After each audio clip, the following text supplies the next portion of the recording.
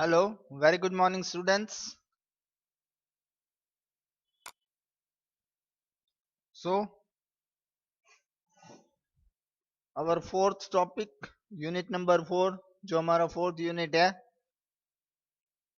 unit number 1, 2 and 3, वो हम already complete कर चुके हैं. So, we are moving on towards unit number 4. हम चौथे unit की तरफ आगे बढ़ रहे हैं, right? जो हमारा unit 4 है, उसके जो टॉपिक है आपको स्क्रीन पे दिख रहे हैं, right? Pointer, virtual function and polymorphism, RTTI console input output operation, right. ये इतने हमारे टॉपिक्स होंगे यूनिट नंबर 4 में जो हमें कवर करने हैं, right, theoretically as well as practically, right. So हम फर्स्ट टॉपिक लेते हैं polymorphism, right. Polymorphism is most important feature of OOP. OOP का एक बहुत इंपॉर्टेंट फीचर है polymorphism, right. It simply means one name multiple forms. Polymorphism का meaning क्या है? One name multiple forms, right. कोई एक चीज हो और उसके मल्टीपल फॉर्म्स हो, that is called polymorphism. Okay. Through operator overloading and method overloading we have already seen the concept of polymorphism, right. हमने जो ऑपरेटर ओवरलोडिंग और मेथड ओवरलोडिंग के जो टॉपिक्स किए हैं वो वन टाइप ऑफ पॉलीमॉर्फिज्म ही है, राइट. जो कॉन्सेप्ट हम ऑलरेडी स्टडी कर चुके हैं प्रीवियस यूनिट में. In method overloading the member function are selected by matching the argument type and number of argument, right. Method overloading में क्या होता है आपको पता है कि एक ही नाम की मेथड आप अपने क्लास में एक से ज्यादा देते हो, तो कौन सी मेथड कॉल करनी है रन टाइम वो कैसे पता चलता है? उसकी रिटर्न टाइप या आर्ग्यूमेंट के बेस पे हमें पता चलता है कि मीन्स कंपाइलर को कि which method to call, right. जब प्रोग्राम रन हो रहा हो तब कौन सी मेथड, मान लो आपने एबीसी नाम की 3 मेथड्स दी है, तो कौन सी एबीसी मेथड कॉल करनी है वो रन टाइम कैसे पता चलेगा? Due that depends upon the return type और आर्ग्यूमेंट, राइट. उससे पता चलेगा कौन सी मेथड कॉल करनी है. This information known to the compiler at run time, right. Run time compiler को पता चलता है कि कौन सी मेथड कॉल करनी है. So the compiler is able to select the appropriate function. तो कंपाइलर जो है वो डिसाइड करता है कि कौन सी मेथड एप्रोप्रिएट है, वो वही मेथड कॉल करता है. जिस ये डिपेंड करता है हमारी आर्ग्यूमेंट या रिटर्न टाइप पे जो हम पास ऑन करते हैं. This is called as early binding, right. इसको आप क्या बोल सकते हो? अर्ली बाइंडिंग और स्टेटिक बाइंडिंग और compile time polymorphism, right. Polymorphism है लेकिन ये क्या है? Compile time. जब आप प्रोग्राम कंपाइल करते हो तब डिसाइड हो जाता है कि कौन सी मेथड कॉल करनी है. तो ये जो आपका टॉपिक है वो है अर्ली बाइंडिंग और स्टैटिक बाइंडिंग और compile time polymorphism.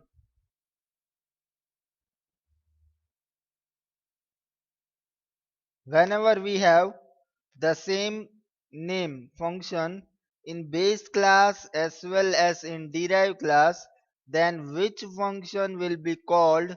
That will be depend on the object of the class calling it. ठीक है. जब आप एक ही नाम का फंक्शन देते हो बेस क्लास में और वही फंक्शन आप डिराइव क्लास में भी देते हो, तो कौन सा फंक्शन कॉल करना है वो डिपेंड हो करेगा कि किस ऑब्जेक्ट से आप मेथड कॉल कर रहे हो.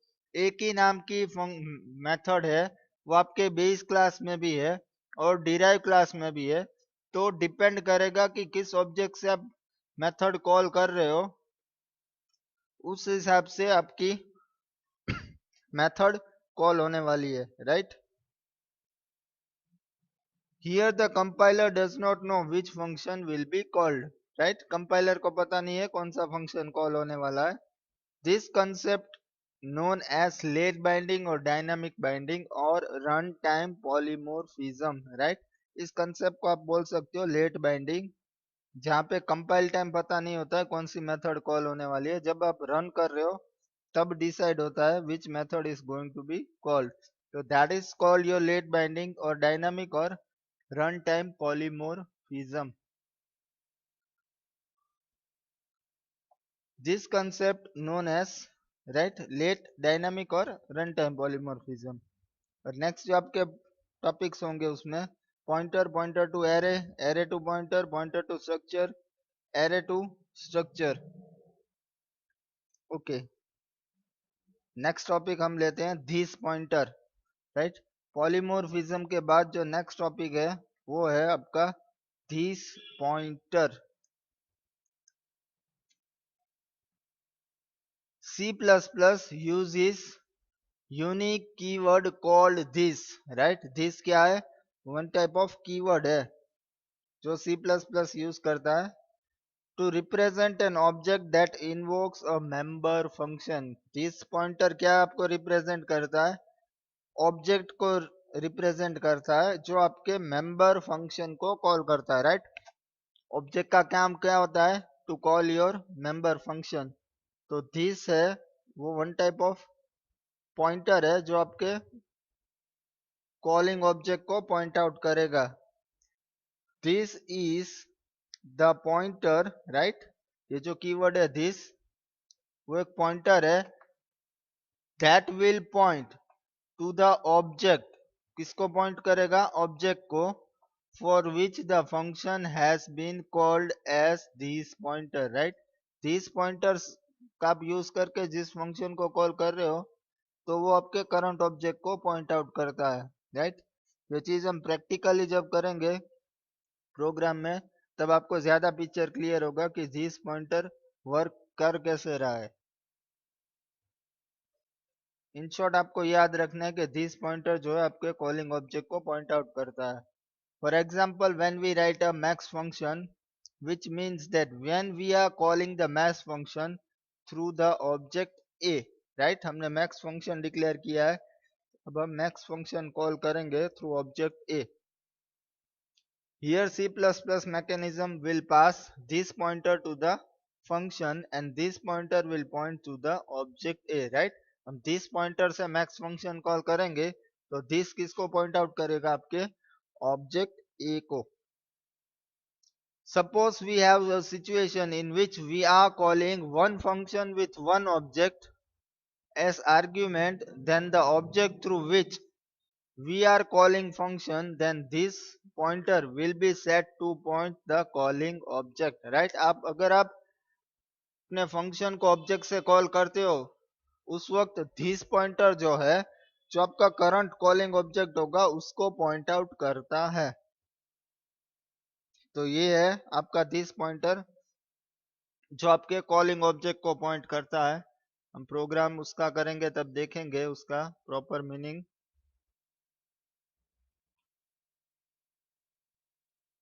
Pointer to derive class.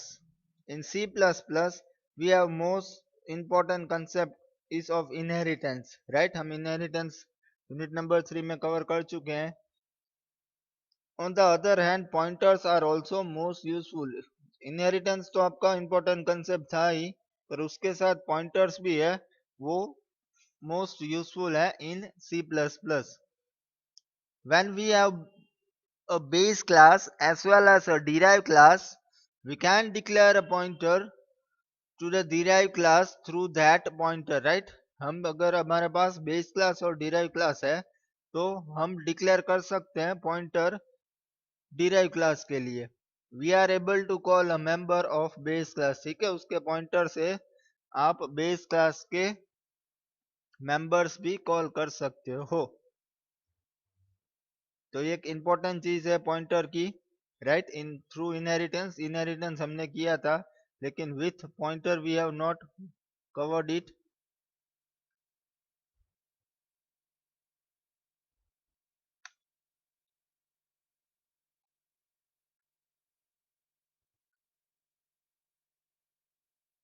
Okay, next is virtual function. In polymorphism, when we have base class as well as derived class, and if we have a function with the same name with base class as well as the derived class, and if we have created one pointer object of base class, right? Polymorphism की situation है जहाँ पे आपके पास base class है, derive class है, उस दोनों में आपके पास फंक्शन है विद सेम नेम, और अगर हमने पॉइंटर क्रिएट किया है of base class, now we assign the pointer object as a address of base class, और हम हमारा पॉइंटर का एड्रेस जो है वो बेस क्लास को डिफाइन कर रहे हैं, then definitely it will call the base class members, right? ऐसी सिचुएशन है जहाँ पे आपके पास बेस क्लास है, डिराइव क्लास है, दोनों में एक ही नाम की फंक्शन है, और आप जो पॉइंटर क्रिएट करते हो वो आपके बेस क्लास को पॉइंट आउट, ऑब्जेक्ट को पॉइंट आउट कर रहा है, तो आपकी बेस क्लास की मेथड कॉल की जा सकती है. But when we define the pointer of base class and if it points to derived class, अगर हमने पॉइंटर क्रिएट किया है बेस क्लास का और वो डिराइव क्लास को पॉइंट आउट करता है, then also it will call members of base class. ठीक है, तो भी आपके बेस क्लास की मेथड कॉल होगी. This will create a problem because without creating a derive class pointer we will not be able to call the members of derive class, right? तो ये एक प्रॉब्लम हो गई, क्योंकि जब तक आप डिराइव क्लास का पॉइंटर नहीं बनाते हो उसके क्लास की मेथड, उस क्लास की मेथड कॉल कैसे हो सकती है? तो वो एक प्रॉब्लम क्रिएट करेगी. If this is not possible then the concept of polymorphism will be violated, right? अगर ये चीज पॉसिबल नहीं है तो पॉलीमॉर्फिज्म जिसे हम कहते हैं वो वायोलेट हो जाएगी, ब्रेक हो जाएगी. So C++ has given a special mechanism called virtual function, right? इसके लिए हमें C++ ने वर्चुअल फंक्शन की फैसिलिटी दी है. वर्चुअल हम चीज जो कीवर्ड है उसका यूज हम इनहेरिटेंस में ऑलरेडी कर चुके हैं, right? When we are inheriting the class, at that time we can use the virtual keyword, but ये हम जो अभी बात कर रहे हैं वो वर्चुअल फंक्शन की है, राइट? ओके, रूल्स देखते हैं वर्चुअल फंक्शन के. When we declare any function as virtual, it must follow the following rules. जब आप कोई फंक्शन वर्चुअल बना रहे हो तो उसके कुछ रूल्स फॉलो करने होते हैं उसको. Let's go through them. The virtual function must member of some class, right? Virtual function जो है वो किसी भी क्लास का मेंबर होना चाहिए. They can not be static, वो स्टैटिक नहीं हो सकता है. They are accessed using pointer object only, right? उसको एक्सेस कैसे कर सकते हो आप? पॉइंटर ऑब्जेक्ट से ही आप वर्चुअल फंक्शन को एक्सेस कर सकते हो. They must be with the same name with base class and derive class, right? आपका जो फंक्शन है उसका नाम दोनों क्लास में सेम होना चाहिए, राइट? एक ही नाम की मेथड है वो आपको बेस क्लास में भी देनी है और डिराइव क्लास में भी देनी है. कंस्ट्रक्टर और डिस्ट्रक्टर है मस्ट नॉट बी वर्चुअल, लेकिन वो चीज ख्याल रहे कि कंस्ट्रक्टर और डिस्ट्रक्टर है वो वर्चुअल नहीं हो सकते. आपकी मेथड और फंक्शन जो आप बोलते हो मेथड वो वर्चुअल बनाई जा सकती है, लेकिन आपका कंस्ट्रक्टर या डिस्ट्रक्टर है that can not B virtual. If the virtual function is defined in the base and in the derived class, then it must be invoked through the pointers, right? अगर आपका वर्चुअल फंक्शन है वो define किया है आपने base और derive दोनों class में, तो उसको कॉल करने के लिए आपको पॉइंटर्स की जरूरत पड़ती है.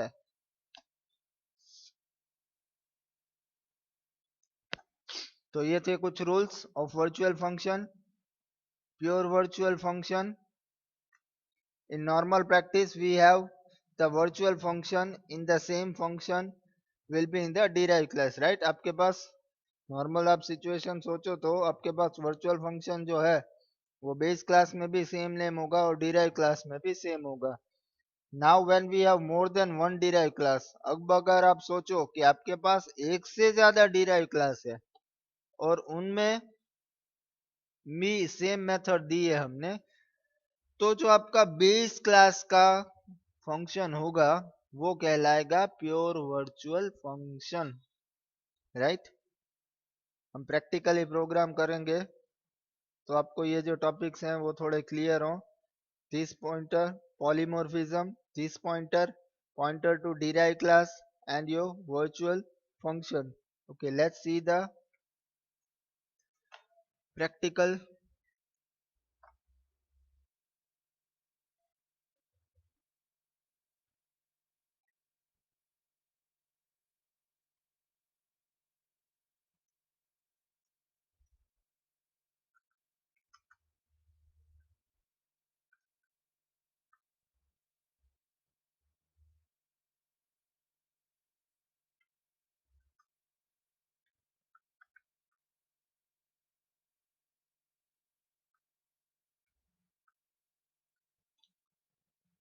Okay, first is we'll see the this pointer program, right? Program for this pointer, right? Again repeat कर दूं, this pointer का यूज जो है, this pointer जो है वो आपके calling object को point out करता है. Let's see the code. यहाँ पे मेरी header files iostream conio and string.h, class person नाम का क्लास दे दिया मैंने यहाँ पे, कैरेक्टर एरे 20, फ्लोट एज, दो वेरिएबल दे आपके जो है मेंबर वेरिएबल्स पब्लिक में आपकी. यहाँ पे मैंने कंस्ट्रक्टर दे दिया character star s, float a. Okay, string copy name comma s, right? ये एक स्ट्रिंग दूसरी स्ट्रिंग में कॉपी कर रहा हूँ. Age equal to a means यहाँ से जो आप वैल्यू पास ऑन करोगे, राइट, वो दोनों आर्ग्यूमेंट एक नेम में आएगी और एक एज में, right? Person and person greater person and person x, ये जो है and person that is your address of x and your address of your class, right? At the rate जो आपने दिए, हम एंड पर्सन जो देते हैं that is address we are passing on instead of argument itself. If x dot age greater than age, return x, else return star this. यहाँ पे use किया है मैंने स्टार this, रिटर्न कर रहा है, राइट? यहाँ पे रिटर्न टाइप जो है आपकी दैट इज पर्सन. पर्सन क्या है आपका? क्लास. मीन्स ऑब्जेक्ट रिटर्न करेगी आपकी ये मेथड, राइट? यहाँ पे स्टार दिस दिया है that will be point two your object. void display name और एज जो हम इनपुट करवाएगा यूजर वो यहाँ पे डिस्प्ले होगी. Class over, here comes your main method. Person p1, दो आर्ग्यूमेंट्स हैं, राइट? एक क्या है आपकी नेम और दूसरा your age. Person p equal to p1 dot greater p3, right? वो कहाँ पे सेव होगी आपकी p में. p क्या है आपका? क्लास का ऑब्जेक्ट. ओके, यहाँ पे जो ग्रेटर मेथड कॉल की है, ये जो है आपकी मेथड ये कॉल होगी, रिटर्न क्या करेगी वो? p1 और p3, राइट? दोनों में से एक ऑब्जेक्ट पॉइंट आउट करेगी. ये p1 है, ये p3 है. Elder person is p dot display. Then after p1 and p2 दोनों का कंपैरिजन किया. मींस इन शॉर्ट ये क्या है? आपकी जो मेथड ग्रेटर मेथड है वो यहाँ पे जो आपने नाम दिया है और एज, वो कंपैरिजन करेगी। पहले में P1 और P3 की कंपैरिजन होगी, फिर P1 एंड P2 की कंपैरिजन होगी। जो एल्डर पर्सन होगा वो डिस्प्ले किया जाएगा, right.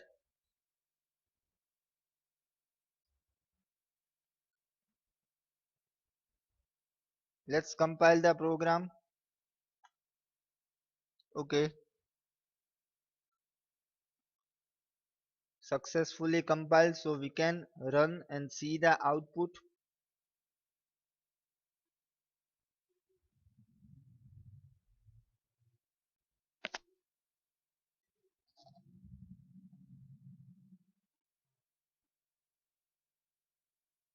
Elder person is Haber, right? Age is 40.25. पहले किसका कंपैरिजन था? P1 and P3, right. आप ये देख सकते हो P1 में 37.50 है, इसमें 40.25 दिए, तो कौन सी एज बड़ी हुई? Right, this one P3। तो यहाँ पे रिटर्न किया कौन सा ऑब्जेक्ट होगा? P3।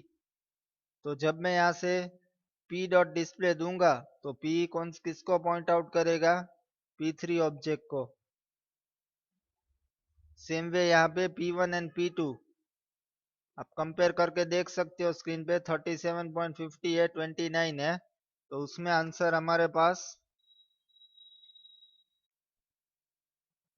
37.5, John is elder, right? This is your proper output.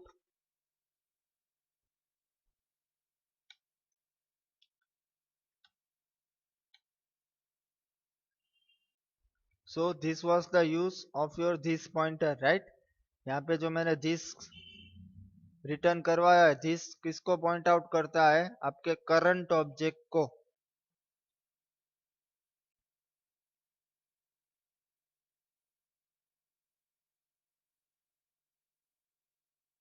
यहाँ पे हमने जो दो ऑब्जेक्ट दिए हैं, एक आर्ग्यूमेंट में कंसीडर एक्स होगा और एक यहाँ पे रिटर्न करेगा जो ग्रेटर है उसमें, राइट। तो दिस पॉइंटर जो है वो आपके करंट ऑब्जेक्ट को पॉइंट आउट करता है।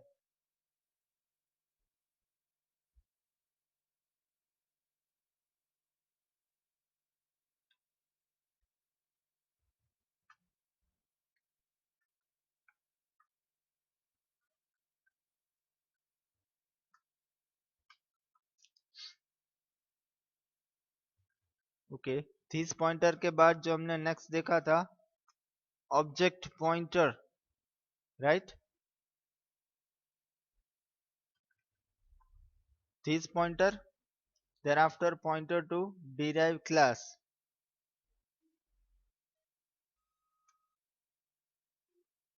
Programme for pointer to object, right. आप कैसे आप अपने ऑब्जेक्ट का पॉइंटर बना सकते हो, will see it.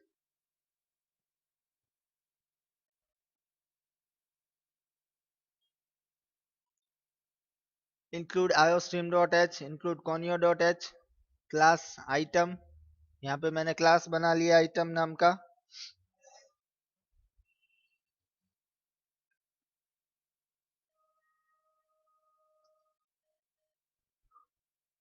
Integer code, float price, right. दो मेंबर वेरिएबल ले लिए मैंने, एक कोड है एक प्राइस।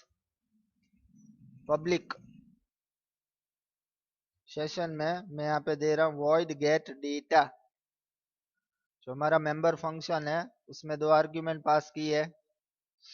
void show में वो जो है दोनों आर्ग्यूमेंट्स यहाँ पे प्रिंट करवाई है, कोड एंड प्राइस, राइट। तो यहाँ पे हमने क्लास बना लिया जिसमें दो मेंबर फंक्शंस दे दिए, right. Okay, class over constant integer size equal to 2, एक कांस्टेंट ग्लोबल वेरिएबल ले रहा हूँ साइज का, उसकी वैल्यू है 2।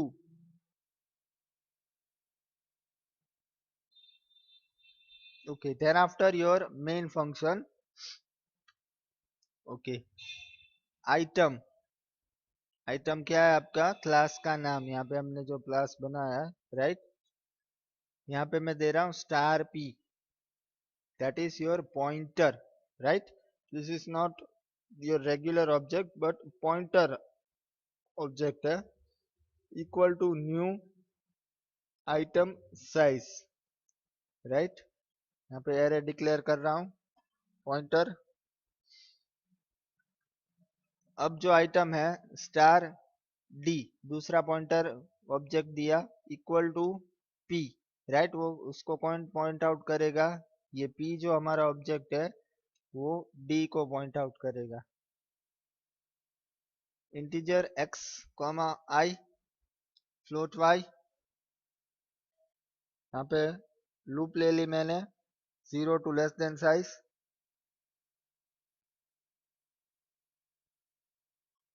हमें प्राइस और कोड इनपुट करवानी है और फिर वो हमने यहाँ पे मेंबर फंक्शन कॉल करने के लिए when your object is pointer, right, your method for calling the member function, आपकी जो मेथड है मेंबर फंक्शन कॉल करने के लिए वो इंस्टेड ऑफ डॉट, राइट, आपको इस एरो साइन का यूज करना है, राइट? इंस्टेड ऑफ डॉट आपको एरो साइन का यूज करना है to call your member function as it is your pointer, right? आपका रेगुलर ऑब्जेक्ट नहीं है, पॉइंटर ऑब्जेक्ट है, तो आपको डॉट की जगह ये सिंबल जो दिया है उसका यूज करना है, p plus plus for loop over, then we are displaying that show, right, with d object, d किसको पॉइंट आउट कर रहा है? p को। this is the way you can create your pointer object, right? आप अपने object को pointer बना सकते हो, फिर दूसरे ऑब्जेक्ट का एड्रेस पास ऑन कर सकते हो to your pointer. Now let's compile the program. Okay, successful.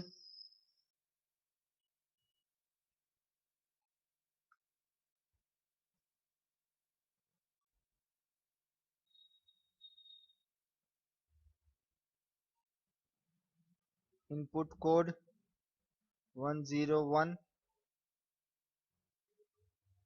and your price 500, item 2 102 600, right? हमने दो कोड और प्राइस इनपुट किए हैं, एक का कोड हमने रखा है 101, दूसरे का रखा है 102। यहाँ पे प्रॉपरली डिस्प्ले आप देख सकते हो, आइटम 1 उसका कोड है 101, प्राइस है 500, आइटम 2 है उसका कोड है 102, प्राइस है 600, right? So through pointer object we have called our member function and we have done the program. You can see the output, right? तो ये था हमारा पॉइंटर ऑब्जेक्ट, जहाँ पे आप क्लास बनाते हो उसका पॉइंटर क्रिएट कर सकते हो, pointer object instead of regular object, right? और पॉइंटर ऑब्जेक्ट है दैट मीन्स कि आपको मेथड कॉल करने के लिए instead of dot arrow sign का यूज करना है to call your member function.